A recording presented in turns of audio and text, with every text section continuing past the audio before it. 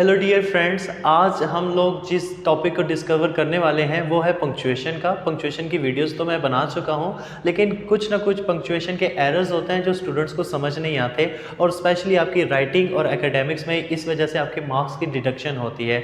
कुछ सेशंस में, जैसे कि फर्स्ट ईयर इंग्लिश में बाकायदा पंक्चुएशन का एक टॉपिक होता है जिसमें 5 मार्क्स जो हैं वो अवार्ड किए जाते हैं प्रॉपर पंक्चुएशन करने पे। तो ये वीडियो बनाने का मकसद भी यही है कि आप लोग अपनी राइटिंग को इम्प्रूव करें, और अगर आपके एकेडमिक्स में पंक्चुएशन से रिलेटेड कोई सवाल आ जाता है तो उसको करने के लिए आपके पास डिटेल में उसका एक आंसर हो, वो चीज़ आप सही तरीके से कर सकें। तो इसकी वीडियोस तो मैं बना चुका हूँ, आप हमारी वीडियो के लिंक में भी देख सकते हैं कि वो वीडियोस मैं अपलोड कर चुका हूँ। प्रॉपर 6 वीडियोस हैं जिसमें पंक्चुएशन के टॉपिक को डिटेल में मैंने डिस्कस किया है। लेकिन कभी कभी ऐसा होता है कि हमें वो पैराग्राफ आ जाता है जिसका हमें समझ ही नहीं आती, या आउट ऑफ सिलेबस आ जाता है, या आउट ऑफ कॉन्टेक्स्ट आ जाता है। तो उसको किस तरीके से करना है, या अपनी राइटिंग को इम्प्रूव कैसे करना है, ये वाले एरर्स अपनी राइटिंग में कभी भी नहीं कीजिएगा। तो आए उन एरर्स को देखते हैं, वो एरर कौन कौन से हो सकते हैं। तो मैं यहाँ पे आपके सामने इनको डिस्कस कर लेता हूँ। सबसे पहले हमारे पास जो एरर आ सकता है, वो एरर हमारे पास आ सकता है कैपिटलाइजेशन का। और कैपिटलाइजेशन का जो एरर होता है वो 2 तरीके से आपको आ सकता है। पहला कौन कौन सा हो सकता है, अनपंक्चुएटेड पैराग्राफ आपके पास आएगा, उसको पंक्चुएट करना है। तो वो एरर कौन कौन से हो सकते हैं। पहला तो आपके पास एरर हो सकता है सेंटेंस के स्टार्ट का, सेंटेंस स्टार्टिंग या स्टार्ट का। सेंटेंस के स्टार्ट में आपको कोई भी फिक्रा दिया गया होगा, उसको कैपिटलाइज नहीं किया होगा। जैसे कि उसने ऐसे लिखा होगा दा, आपने क्या करना है, आपने सिंपली इसको जो है वो इसका टी कैपिटल कर देना है। वहाँ पे लिखा आ जाएगा, फॉर एग्जांपल एस्पायर लिखा आ गया। तो आपको पता है कि सेंटेंस कोई भी हो, सेंटेंस के स्टार्ट का जो पहला वर्ड होता है, उसका पहला लेटर जो होता है, उसको हम लोग क्या करते हैं, उसे कैपिटलाइज कर देते हैं। तो ये कैपिटलाइजेशन कभी भी नहीं हुई होगी पैराग्राफ में। आपने उसको पैराग्राफ में सबसे पहले जो है ना, उस पैराग्राफ को देखना है, आंखें बंद करके उसका पहला जो है वर्ड उसको कैपिटलाइज कर देना है, क्योंकि ये असूल है कि जो सेंटेंस स्टार्ट होगा तो उसका पहला लेटर जो है, फर्स्ट वर्ड का फर्स्ट लेटर जो है वो हमारे पास क्या होगा, वो कैपिटलाइज होगा। ये कैपिटलाइज हुआ ही नहीं होगा, आपने इसको कैपिटलाइज करना है। दूसरा, इसके अंदर कौन कौन सा हो सकता है, प्रॉपर नाउन का हो सकता है। ठीक है, प्रॉपर नाउन। आप उस पैराग्राफ को पढ़िएगा, उस पैराग्राफ में जो जो प्रॉपर नाउन आपको नजर आ रहे होंगे, प्रॉपर नाउन का ये हमेशा से एक रूल है कि प्रॉपर नाउन का जो पहला वर्ड होता पहला लेटर होता है, उसको हम लोग कैपिटलाइज कर देते हैं। जैसे कि आपका नाम, मेरा नाम, या कोई किसी स्पेसिफिक चीज़ का नाम प्रॉपर नाउन कहलाता है। इसके मुतालिक भी वीडियो मैंने अपलोड की हुई है इस चैनल पे, आप उसे देख लीजिएगा। तो कोई भी प्रॉपर नाउन, जैसे कि फॉर एग्जांपल मेरा अपना नाम ऐसे लिखा आ सकता है, फसी। तो इसको मैंने क्या करना है, आप उस पैराग्राफ को पढ़ें, उसमें से देखिएगा जो जो आपको प्रॉपर नाउन नज़र आ रहे हैं उसका पहला वर्ड हमेशा कैपिटल होगा। पाकिस्तान, ट्रांसलेशन में अमूमन ऐसे लिखा आ जाता है पाकिस्तान, हम लोग लिखते हैं सबसे पहला एरर ही हम लोग देखते हैं, पी स्मॉल में तो नहीं लिखा, पी हमेशा कैपिटल होगा, क्योंकि पाकिस्तान एक प्रॉपर नाउन है। किसी भी चीज़ का स्पेसिफिक नाम जो होता है वो प्रॉपर नाउन होता है। इंडिया, आई छोटे से तो नहीं लिखा जा सकता, इसको हमें हमेशा कैपिटल में लिखना पड़ेगा। तो ये वाली चीज़ आपने याद रखनी है कि आपके पास जो प्रॉपर नाउन आएंगे, आप उस पैराग्राफ को पढ़ें, उसके अंदर जो आपको प्रॉपर नाउन फील हो रहे हैं वो उनके जो पहले लेटर होंगे वो हमेशा कैपिटल होंगे, ये कभी भी कैपिटलाइज नहीं होंगे। पाकिस्तान लिखा होगा तो पी हमेशा स्मॉल होगा, इंडिया लिखा होगा उसका आई हमेशा स्मॉल होगा, इस्लामाबाद का आई हमेशा स्मॉल होगा, दिल्ली लिखा होगा तो उसका डी स्मॉल होगा। आपके पास जितने भी प्रॉपर नाउन है, जैसे आईफोन लिखा होगा तो उसका आई हमेशा स्मॉल में होगा, आपने उसे कैपिटलाइज कर देना। आपने उसमें प्रॉपर नाउन चेक करें, यानी कि आप एक तरह का वो बैरियर लगा दें कि यार सबसे पहले आपने सेंटेंस के स्टार्ट में आंखें बंद करके देख लेना है कि यार इसका तो पहला कैपिटलाइज हो जाना है। फिर आप लोगों ने देखना है कि क्या वो जो है वो उसमें जो प्रॉपर नाउन कोई है, अगर जैसे लोगों के जो नाम होते हैं वो प्रॉपर नाउन ही होते हैं, कोई ना कोई किसी बंदे का नाम, किसी इंस्टीट्यूशन का नाम, किसी कंट्री का नाम, किसी रिवर का नाम, कुछ ना कुछ तो वहाँ पर प्रॉपर नाउन होगा जिसका आपको पता होगा। तो आपने क्या करना है, सिंपली उसका कैपिटलाइज कर देना है पहला लेटर। तो सबसे पहले तो हमारे पास ये था। दूसरा हमारे पास क्या होता है, दूसरा हमारे पास टाइटल्स होते हैं। अमूमन ये जो टाइटल्स होते हैं, जैसे कि मिस्टर है, मिसेस है, डॉक्टर है, सीनियर है, जूनियर है।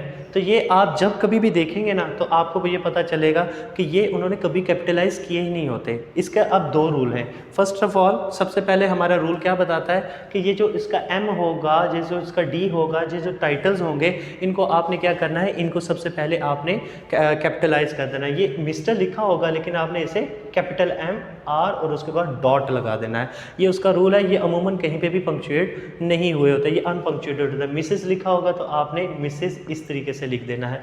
डॉक्टर होगा राइटिंग के अंदर तो डी उसका कैपिटल होगा, सीनियर का एस कैपिटल होगा, जूनियर का जे कैपिटल होगा। तो ये जो टाइटल्स होते हैं ये भी अनपंक्चुएटेड हुए होंगे। आप उसके अंदर देखिएगा कोई टाइटल वगैरह हैं तो वो अनपंक्चुएटेड उसके पास होंगे, आपने उन्हें पंक्चुएट करके उनको जो है वो बड़ा कर देना है, यानी हमारे पास कैपिटलाइज कर देना है। फिर हमारे पास तीसरा आ जाता है कि हमने तीसरे में अगर आप देखिएगा end of the sentence. End of the sentence क्या होगा, end of the sentence mostly 90% cases में आपके पास डेक्लेरेटिव सेंटेंसेस होते हैं। 90% केसेस में आपके पास डेक्लेरेटिव सेंटेंस होंगे। उन डेक्लेरेटिव सेंटेंसेस का मतलब यह है कि उनके आखिर में फुल स्टॉप आएगा, यानी कि जो भी स्टेटमेंट आपके पास आएगी, जो भी पैराग्राफ आपके पास आएगा, उसके आखिर में आप लोगों ने पता क्या करना है, उसके आखिर में आपने फुल स्टॉप लगा देना। 90% केसेस में होगा। एक्सक्लेमेशन मार्क फॉर्मल राइटिंग में इस्तेमाल ही नहीं किया जाता, यानी आप अपने जो है वो बॉस को तो नहीं आप इस तरीके से लिख सकते वाओ एक्साइटेड, उसके बाद एक्सक्लेमेशन मार्क। फॉर्मल राइटिंग में तो हम लोग डिस्करेज करते हैं ऐसे। फॉर्मल राइटिंग में तो एक तरह का समझ लें कि 0% चांसेस हैं कि आपके पास एक्सक्लेमेशन मार्क आएगा।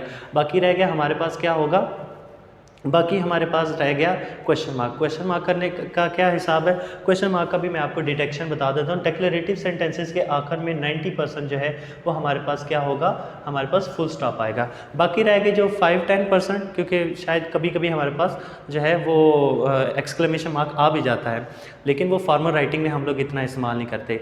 अगर हमारे पास बाकी रह गया क्वेश्चन मार्क। क्वेश्चन मार्क को डिटेक्ट करने का मैं आपको तरीका बता देता हूँ, उसको कैसे डिटेक्ट करना है। क्वेश्चन मार्क कभी भी WH फैमिली के बिना नहीं आएगा।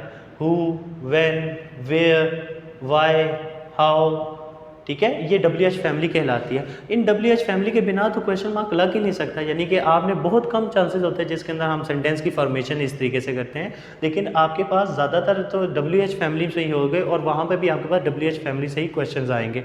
तो आपके पास जो फिक्रात आएंगे तो आपने WH फैमिली कहीं पर भी देख लेनी है, वाई, वेयर, वैन, तो आपको समझ आ जाएगा। जब स्टेटमेंट खत्म होगी तो उसके आखिर में हम लोगों को क्वेश्चन मार्क लगाना पड़ेगा, तो आप उसके आखिर में क्वेश्चन मार्क लगा दें। तो सेंटेंस की एंडिंग भी मैंने आप लोगों को बता दिया, ये चीज़ आपने लाजमी ख्याल रखनी है। फिर एक और एरर आ जाता है आई और ओ का। मैक्सिमम पंक्चुएशन के जो हमारे पास फार्मूलाज हैं उसके अंदर आई और ओ को इस तरह स्मॉल में लिखा जाता है। ये एक ग्रामर का असूल है। ग्रामर ये कहती है कि आई और ओ कहीं पे अकेले आएंगे, यानी कि सिंगल आएंगे तो इनको कैपिटल कर देना है। इनको आपने ऑटोमेटिकली, यानी आपने देखना है ये आई स्मॉल में लिखा हुआ है, आपने इसे खींच के खुद ही आई को बड़ा कर देना है, आपने खींच के खुद ही ओ को बड़ा कर देना है। क्यों? क्योंकि ये ग्रामर का असूल है। इसका कोई रीज़न नहीं है, बस इसका जो मैंने सर्च आउट किया है मैक्सिमम ये उसके मतलब जो है ग्रामेरियन यही कहते हैं, क्योंकि ये जब टाइपिंग में लिखा जाता है तो ये आई जो है वो सही तरीके से डिटेक्ट नहीं हो सकता, पढ़ने में एरर आ सकता है कि समझ नहीं आई कि ये क्या लिखा हुआ है, तो इसलिए हमेशा कैपिटलाइज किया जाता है। आई और ओ जहाँ कहीं पे भी ये दो वर्ड्स अकेले आएंगे आप लोगों ने क्या करना है, इन दोनों को कैपिटलाइज कर देना है। ये आई छोटा नज़र आएगा, ओ छोटा नज़र आएगा, अकेले जब कभी आएंगे तो आप लोगों ने क्या करना है, इनको बेशक सेंटेंस के शुरू में आए, दरमियान में आए या आखिर में आए, तो आप लोगों ने इनको कैपिटलाइज कर देना है। फिर उसके बाद एक और एरर आपके पास आ सकता है, वो है कंट्रैक्शंस का। कंट्रैक्शन जैसे आपको पता है कि हम लोग लिखते हैं आई एम, तो ये कंट्रैक्टेड फॉर्म में आई एम हो जाता है, ठीक है। हम अपॉस्ट्रोफी लगा के कंट्रैक्शन कर देते हैं, आई एम हो जाता है। दे आर है तो देयर हो जाता है, ठीक है। तो हम इस तरीके से इनको लिख देते हैं।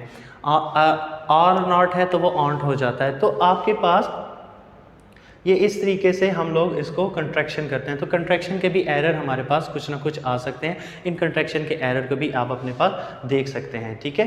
तो ये कंट्रैक्शन जो है, जैसे आई एम है, आर नॉट है, दे आर है, तो ये हम लोग उन कंट्रैक्शंस को ठीक कर सकते हैं। फिर आपने एक और चीज़ जो है वो उस वहाँ पे देखनी होती है, वो ये है कि नाउन और प्रोनाउन, ये कभी इनके साथ ही अगर कोई हेल्पिंग वर्ब आ गया या कोई एक मेन वर्ब आ गया, तो इसका मतलब ये है कि उससे पहले सेंटेंस एंड हुआ है। जैसे कि हम लोग कोई एक जो है वो आई, वी, दे, यू, या कोई भी नाम है स्टीवर्ड, या कोई भी और है फहद, तो जब कभी ये लफ्ज़ आएंगे, नाउन प्रोनाउन हमारे पास आएंगे, इनके साथ साथ ही कोई जैसे कि आई एम, आ, तो जब हमारे पास ये प्रोनाउन और साथ में हेल्पिंग वर्ब कोई साथ आ गए तो इसका मतलब है ये एक नया सेंटेंस स्टार्ट हो रहा है, इससे पहले फ़िक्रा ख़त्म हो चुका है। मोस्ट ऑफ द केसेस ये रूल हमारे पास सही तरीके से चल सकता है, क्योंकि जब कभी ये आई एम या steward was, you were, Fahad plays, तो जब आपके पास प्रोनाउन या नाउन के साथ वर्ब या हेल्पिंग वर्ब आ जाए तो लाजमी उससे पहले जो है वो हमारे पास जो है वो फ़िक्रा एंड हुआ होगा, उससे पहले आप लोगों ने उसके अकॉर्डिंगली फुल स्टॉप या क्वेश्चन मार्क जो भी आ रहा होगा आप लोगों ने उसे प्लेस कर देना है। और बाकी रह गया कॉमा। कॉमा जो आप लोगों को ऑलरेडी पता है, मैं अपनी डिटेल में वीडियोस में बता चुका हूँ। जहाँ पे ही आपको स्पीकिंग में सांस लेने की ज़रूरत महसूस हो वहाँ पे आप लोगों को राइटिंग में क्या करना पड़ेगा, राइटिंग में आप लोगों को उसका इस्तेमाल करना पड़ेगा कॉमा का। तो ये वो चीज़ें हैं जो हमारी राइटिंग के, जैसे कि पंक्चुएशन का जब हमारे पास एक स्टेटमेंट आती है उनके अंदर अगर फॉर एग्जांपल आपको नहीं पता, अनएक्सपेक्टेड कोई पंक्चुएशन आ गया, तो आप उसके अंदर ये 6 रूल्स को देखते हुए आप उसे पंक्चुएट करेंगे तो ये आपके लिए बहुत ज़्यादा ईजी हो जाएगा और ऑटोमेटिकली फ्री मार्क्स आएंगे। यानी कि जब आपने उसमें से कैपिटलाइजेशन पहला पैराग्राफ है उसका पहला जो है हमने कैपिटलाइज कर दिया, आखिरी वाले को फुल स्टॉप लगा दिया, और उसके बाद जहाँ पे जो टाइटल नज़र आ रहे थे तो हमने उन टाइटल्स को जो है वो कैपिटलाइज कर दिया। लोगों के नाम, प्रॉपर नाउन जितने भी नज़र आए उन प्रॉपर नाउन के पहले लेटर को हम लोगों ने कैपिटलाइज कर दिया, और फिर हमारे पास आई और ओ कहीं पे नज़र आ रहे थे तो हमने उनको कैपिटलाइज कर दिया, और कंट्रैक्शन कहीं पे नज़र आई तो हमने जैसे आई एम, खाली एम जो होता है वो तो कहीं पे कोई वर्ड नहीं है ना, तो वो इसका मतलब वो कंट्रैक्ट हुआ हुआ है। तो जब हम उसे कंट्रैक्शन करेंगे तो ऑटोमेटिकली 4-5 नंबर की, फॉर एग्जांपल अगर फर्स्ट ईयर में हमें 5 नंबर की एक पंक्चुएशन आती है तो ये ऑटोमेटिकली उसके अंदर से ये 6 चीज़ें हम निकाल देंगे तो वो 5 में से 4 नंबर तो वैसे ही दे देगा आपको। तो ये वो ट्रिक्स हैं, इनको इस्तेमाल किए रहें अपनी राइटिंग के अंदर, अपनी पंक्चुएशन के अंदर, तो ये आपके लिए बड़ा आसान हो जाएगा। तो चलिए अब हम लोग एक पैराग्राफ लिखते हैं, उस पैराग्राफ को इसमें प्रैक्टिकली हम लोग कोशिश करते हैं कि इसको सही तरीके से जो है वो प्रैक्टिकली बता दें कि इनका इस्तेमाल कहाँ कहाँ पे किया जा सकता है। सो डियर व्यूवर्स, अब इन्हीं ट्रिक्स को यूज़ करते हुए एक अनपंक्चुएटेड पैराग्राफ को हम लोग पंक्चुएट करेंगे और आप लोग देखेंगे कितनी आसानी के साथ हम लोगों ने इस पूरे अनपंक्चुएटेड पैराग्राफ को पंक्चुएट किया है और हमारी राइटिंग इंप्रूव हो सकती है, और अगर एकेडमिक्स में ये हमारे पास आते हैं तो हम उसको अच्छे तरीके से कर सकते हैं। तो चलें इसको देखते हैं। सबसे पहले तो मैंने आप लोगों को बताया, पहले मैं ये रेड मार्कर से हाईलाइट कर देता हूँ। जैसे मैंने ऑलरेडी एक पहला फिक्रे को हाईलाइट किया हुआ है, जैसे कि हमारे पास है मिस्टर। मैंने आपको बताया था कि जब कभी टाइटल आएगा तो उसका जो है वो कैपिटल हो जाएगा, तो ये यहाँ पे हमारे पास मिस्टर तो कैपिटल होना चाहिए, और उसके बाद आर के बाद ये फुल स्टॉप भी आना चाहिए। तो उसके बाद हमने ये इसको देख लिया, यानी 2 एरर तो यहाँ पे हमारे पास आ गए। फिर हमने देखा कि स्टीवर्ड क्योंकि एक प्रॉपर नाउन है, किसी शख्स का नाम है, तो हमने देखा कि ये भी हमारा एक एरर हमने यहाँ पे डिटेक्ट किया कि इसका एस कैपिटल होना चाहिए था। लुक्ड एम्बैरेस्ड, और एम्बैरेस्ड के बाद फुल स्टॉप यहाँ पे हमारे पास आना चाहिए था। इसका मतलब ये हुआ कि हमारे पास तकरीबन पहले फिक्रे में 4 एरर थे जिसको हम लोगों ने इस वीडियो की मदद से इसको ठीक करके लिख लिया। मेरे ख्याल में ये बात आपको बड़ी आसान लग रही होगी क्योंकि अब हमें वो ट्रिक और ट्रिप्स पता चल चुके हैं कि जिनकी वजह से हम लोगों ने इसको ठीक करना है। अब ये देखिए, पहला पैराग्राफ तो हम लोगों ने कर लिया। अब आ जाते हैं दूसरे फिक्रे पे। आई, मैंने आप लोगों को बताया था जो आई है वो कहीं पे भी आएगा तो उसको हम लोगों ने कैपिटल कर देना है, खींच के कैपिटल कर देना है, क्योंकि जहाँ कहीं पे भी ये आएगा इसको हम लोगों को कैपिटल करना लाजमी है। अब आई हम लोगों ने कैपिटल कर लेना है, और इसके बाद ये एम है, एम तो कहीं पे कोई फिक्रा नहीं है, इसका मतलब है यहाँ पे कंट्रैक्शन यूज़ हुई है। जी हाँ, ये कंट्रैक्शन के तौर पे इस्तेमाल हुआ है, तो इसको हम लोग इससे कंट्रैक्ट कर लेंगे। और फिर आई एम अफ्रेड, फिर दोबारा से यहाँ पे हमें कॉमा लगाना पड़ेगा। आई एम, अब यहाँ पे दोबारा से आई भी अनपंक्चुएटेड था, इसको भी कैपिटल करना है क्योंकि सिंगल कहीं पे भी आई आएगा इसको कैपिटलाइज करना लाजमी है। और एम दोबारा से है तो इसका मतलब है ये आई एम था लेकिन कंट्रैक्टेड फॉर्म में था, तो इसको भी आप लोगों ने ठीक करना है। I am not at the liberty to tell you that, liberty का मतलब होता है फ्रीडम, यानी कि मुझे इस बात की आज़ादी नहीं है, इजाज़त नहीं है कि मैं तुम्हें वो बात बता सकूँ। टेल यू दैट, और इसके बाद कॉमा हम यहाँ पे प्लेस करेंगे ही सेड, और ही सेड के बाद फुल स्टॉप, क्योंकि मैंने आपको बताया कि जब कभी आपके पास जो है वो प्रोनाउन या नाउन के बाद वर्ब आएगा तो इसका मतलब ये है कि वो जो सेंटेंस है या तो एंड हो रहा है या उसे स्टार्ट किया जा रहा है। तो यहाँ पे मैंने आप लोगों को ऑलरेडी बता रहा हूँ कि ही सेड और उसके बाद फुल स्टॉप आ रहा है। अब ये देखें ऑलरेडी आप, क्योंकि ये मिस्टर स्टीवर्ट की बात हो रही है, आई एम नॉट अफ्रेड, ये मिस्टर स्टीवर्ट खुद ये बंदा बात कर रहा है, तो हम लोगों ने क्या करना है कि इसकी जो बात होती है उसको इन्वर्टेड कॉमा में लिखा जाता है। ही सेड से पहले पहले हम इसे इन्वर्टेड कॉमा में ले आएंगे, क्योंकि एग्जैक्टली मिस्टर स्टीवर्ट ये बात कर रहे हैं। जब हम किसी की बात को एग्जैक्टली बात को कोट कर रहे होते हैं तो उसके लिए कोटेशन मार्क का ही इस्तेमाल किया जाता है, तो ये भी ऑलरेडी अंडरस्टूड था। उसके बाद ये आ जाते हैं जब नई स्टेटमेंट स्टार्ट होनी है तो फिक्रा जो होता है उसका पहला, जैसे कि यहाँ पे भी था लेकिन यहाँ पे क्योंकि मिस्टर आ गया था तो ऑलरेडी वो हमें समझ आ रही थी, लेकिन यहाँ पे दोबारा से बता देता हूँ, जब सेंटेंस का आगाज़ होगा तो इसको तो कैपिटलाइज करना पड़ेगा विदाउट किसी बात के कि वो लफ्ज़ कौन सा है, तो उसे तो कैपिटल कर दिया। इसके बाद हाउ एवर, क्योंकि ये कनेक्टर है तो उसके बाद हम लोगों को कॉमा प्लेस करना पड़ा। आई दोबारा से आ गया तो इसको हम लोगों ने दोबारा से कैपिटलाइज कर लिया, आई एश्योर यू। इसके बाद कॉमा प्लेस करेंगे, the organization is of an international scope, इसके बाद फुल स्टॉप लगा देंगे। और जहाँ पे जो बात हो रही है, क्योंकि ये एग्जैक्टली दोबारा से उसी की बात हो रही है, क्योंकि जो स्टीवर्ट बात कर रहा है तो इसके ऊपर भी इन्वर्टेड कॉमा प्लेस कर देंगे कि ये एग्जैक्टली बात जो है वो स्टीवर्ट की ही हो रही है। तो यहाँ पे आपको पता चला कि सिर्फ 2 सेंटेंसेस में हम लोगों ने कितनी अनपंक्चुएटेड था और उसको हम लोग पंक्चुएट करते आ रहे हैं। अब देखते हैं दोबारा से जब स्टेटमेंट स्टार्ट हुई तो इसके बाद ए लगा दिया, इसको हमने कैपिटलाइज कर दिया क्योंकि ये नया सेंटेंस जो था।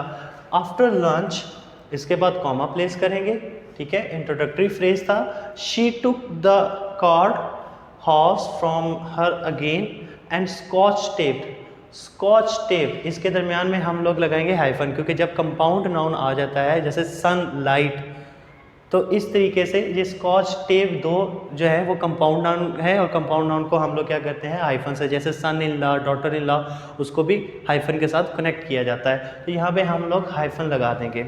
Scotch tape the edge together, और यहाँ पे हम लोग इसे फुल स्टॉप लगा देंगे, यानी कि यहाँ पे ये वाली बात ख़त्म हो चुकी है। उसके बाद फिर दोबारा से जब मैंने आपको बताया WH फैमिली जब कभी भी आएगी तो आप लोगों ने क्या करना है, उस WH फैमिली का मतलब ये है वाई, वेयर, हाउ, इस तरीके से जब कभी आएंगे तो उसका मतलब वो क्वेश्चन की फॉर्म में है, लेकिन क्योंकि सेंटेंस का आगाज़ हो रहा है तो यहाँ पर हम लोग इसको जो है कैपिटलाइज लाजमी करेंगे।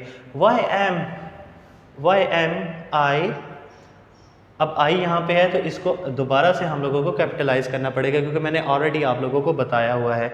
आई को कैपिटलाइज कर देंगे, डूइंग इट, और इसके बाद क्वेश्चन मार्क, क्योंकि आपको पता है जब क्वेश्चन आएगा तो क्वेश्चन मार्क उसको लगाना पड़ेगा। तो यहाँ पे why I am doing it, तो जब इसको हम लोगों ने कैपिटलाइज करना है, शी थॉट, उसके बाद फुल स्टॉप, जैसे मैंने आपको कहा 90% केसेस में इसके आखिर में फुल स्टॉप आएगा। तो जब वो सोच रही है, तो जब उसकी एग्जैक्टली बात आ रही है तो उसको भी इन्वर्टेड कॉमा में हम लोगों को लिखना पड़ेगा। तो यहाँ पे मैंने आपको अनपंक्चुएटेड पैराग्राफ को जो है वो पंक्चुएट करके बताया है, उन्हीं जो है वो टिप्स के थ्रू और जो है वो अच्छे तरीके से मैंने आपको समझाने की कोशिश की है। जो ट्रिक्स मुझे आते थे मैंने आपके साथ शेयर कर दिए हैं। इन ट्रिक्स को देखकर आप लोगों के मार्क्स आपके पेपर में बहुत अच्छे आ सकते हैं। आप अच्छे मार्क्स लें, अपनी राइटिंग को इम्प्रूव करें और हमारे चैनल को सब्सक्राइब करें। Thank you so much for watching this whole video.